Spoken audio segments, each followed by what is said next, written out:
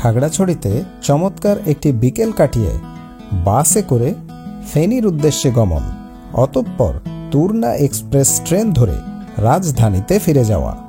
চলুন যাত্রা শুরু করি।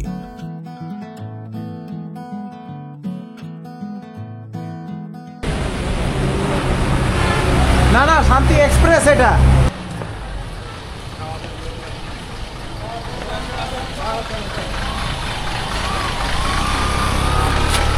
দাঁড়ান,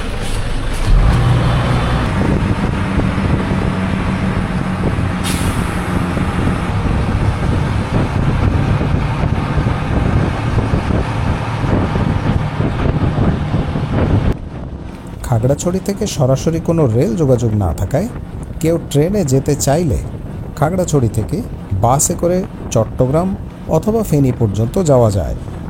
এর আগে সাজেক সফরের সময় আমি চট্টগ্রাম গিয়ে সেখান থেকে তুর্না এক্সপ্রেস ধরে ঢাকা ফিরেছি। তাই এবার খাগড়াছড়ি থেকে ফেরার পথে ফেনী হয়ে তুর্না এক্সপ্রেস ধরে ঢাকা যাব। আবারও শান্তি শান্তি। আসলে আবহাওয়া যেরকম গরম ছিল, সেই আরাম চলে গেল, আরাম হলো বৃষ্টির কারণে। এই জন্যেই এখন শান্তি।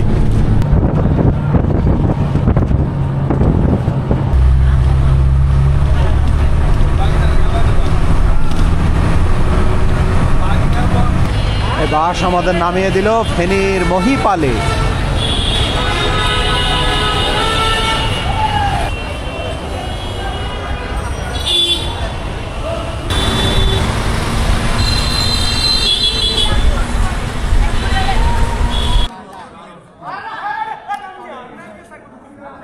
ফেনী আসার পর ফেনী শহরে ঘুরলাম, খাওয়া দাওয়া করলাম নবী হোটেলে। সেখানকার খাবারও ভালো ছিল। খাওয়া দাওয়া শেষ করে রাত বাজে 11টা, চলে আসলাম ফেনী রেলওয়ে স্টেশনে। আমাদের ট্রেন আসবে একটায়, সেই ট্রেনে করে যাব ঢাকা। ট্রেনের নাম তুর্না এক্সপ্রেস।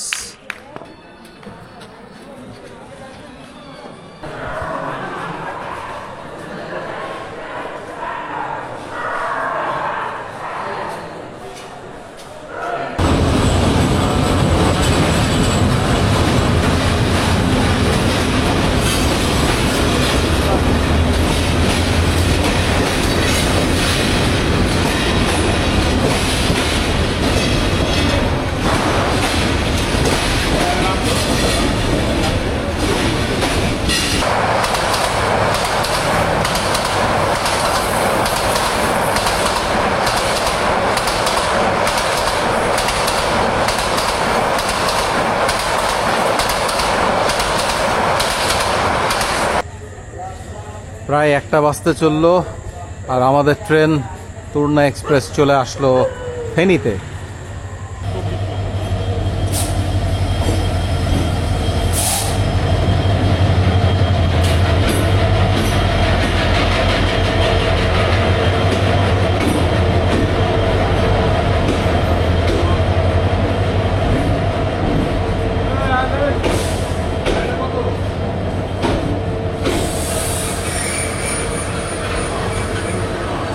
যাই হোক, রওনা দিলাম ফেনী থেকে। আমার প্রিয় সিট, সিঙ্গেল সিট। ভাই লাইট অফ করে দিলাম।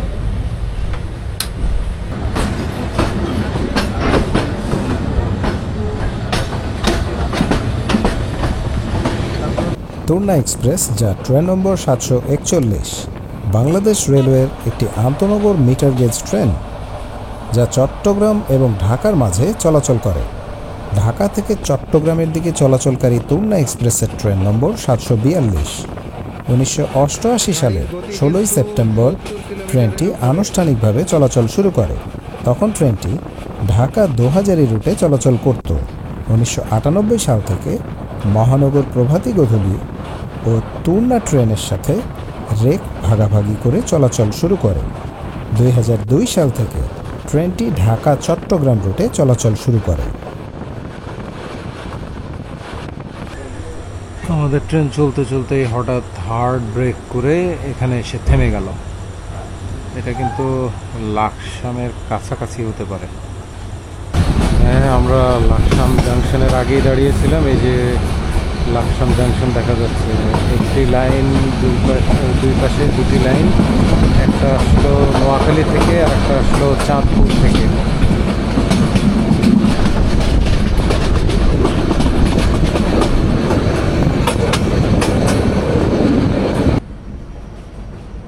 এই ট্রেনের বিরতি স্টেশনগুলো হচ্ছে Feni, Laksam junction, Comilla, Akhaura junction, Brahmanbaria, Bhairab Bazar junction এবং ঢাকা বিমানবন্দর স্টেশন। সর্বমোট যাত্রার সময় 5 ঘন্টা 40 মিনিট। উল্লেখ্য যে এই ট্রেনের কোনো সাপ্তাহিক বন্ধের দিন নেই।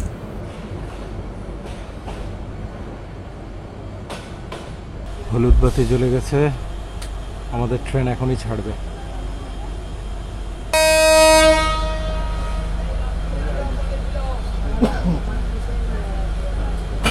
তুরনা এক্সপ্রেসের ভাড়া চট্টগ্রাম থেকে ঢাকা নন এসি শোভন চেয়ারে 405 টাকা, এফ বার্থ বা নন এসি কেবিনে 982 টাকা, এসি বার্থ বা এসি কেবিনে 1448 টাকা এবং স্নিগ্ধা বা এসি চেয়ার শ্রেণীতে 777 টাকা। উল্লেখ্য যে অনলাইনে টিকিট করলে 20 টাকা অনলাইন চার্জ হিসেবে প্রদান করতে হবে। এই ট্রেনের দ্রুতগতি এবং বিরতি স্টেশন কম হওয়ার জন্য যাত্রীদের কাছে চলে আসলাম কুমিল্লাতে।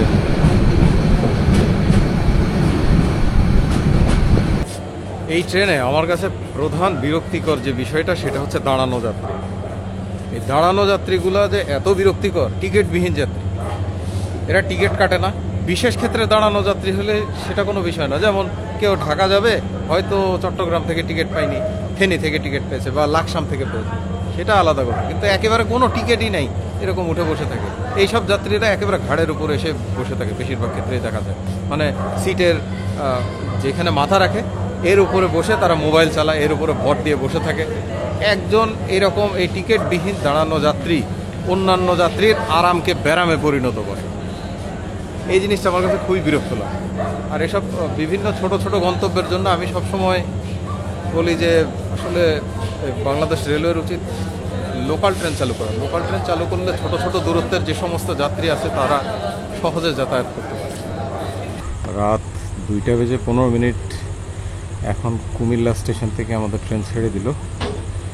এই তুরনা এক্সপ্রেসের কিন্তু আসলে যাত্রা করার একটা আরাম আছে, সেটা হচ্ছে এর বিরতি স্টেশন কিন্তু বেশি না এবং বিরতিগুলো ছোট ছোট। যেমন এই যে এখন কুমিল্লার পরে আখাউড়া, ব্রাহ্মণবাড়িয়া, ভৈরববাজার, তারপরেই কিন্তু বিমানবন্দর।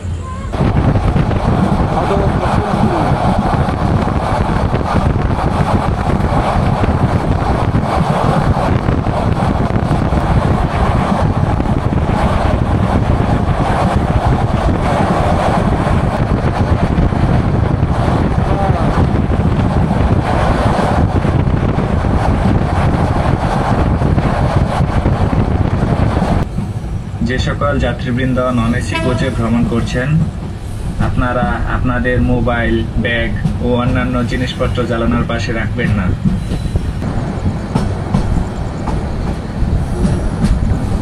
চলে আসলাম আখাউড়া জাংশনে।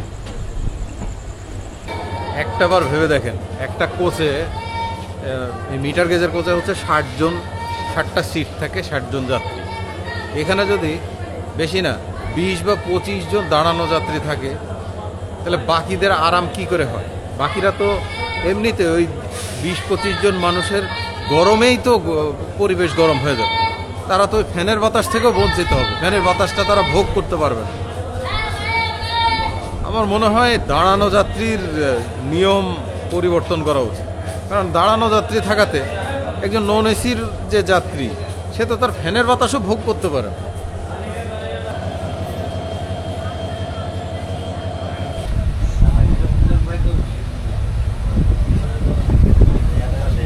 এখন ঘড়িতে সময় 3:05। আখাউড়া থেকে ছাড়লো।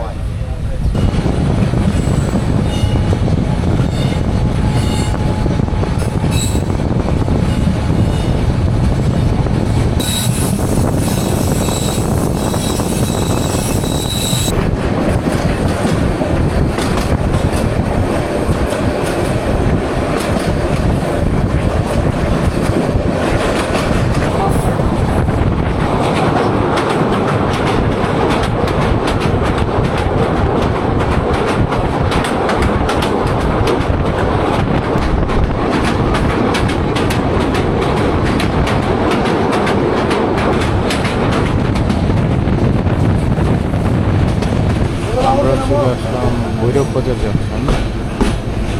ভৈরব বাজার জাংশনে বিরতি হওয়ার পর আমাদের ট্রেনকে বিরতি নেবে ঢাকা বিমানবন্দর।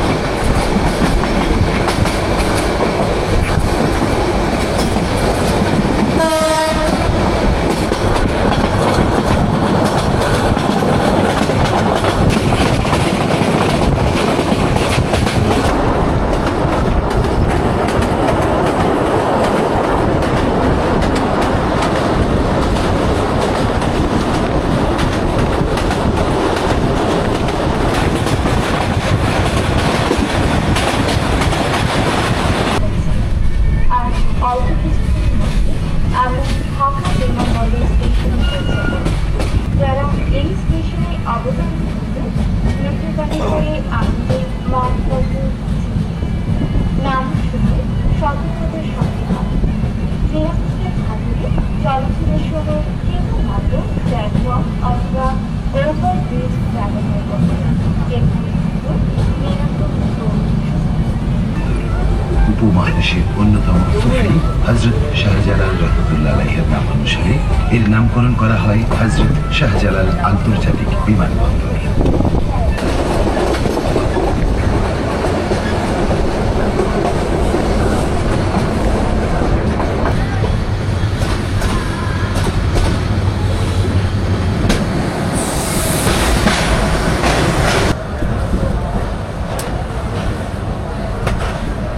আমার যাত্রা ফুরলো।